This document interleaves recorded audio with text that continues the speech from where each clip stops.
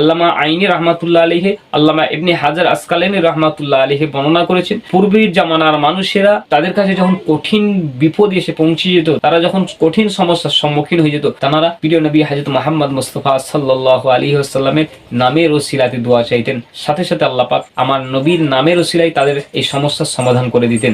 বর্তমান সময়ে আমরা ওসিলা দিয়ে দোয়া চাই যে সম্পূর্ণভাবে জায়েজ আছে। তাহলে মনে রাখতে হবে আপনাকে, যখন কোনো অলির ওসিলা দিয়ে আপনি দোয়া চাইবেন, তাহলে অলির কাছে আপনাকে চাইলে হবে না, অবশ্যই আল্লাহর কাছে চাইতে হবে। খাজা বাবার ওসিলায় দোয়া চাইতে পারেন, খাজা বাবার কাছে চাইলে আপনার ঈমান হারা হবেন।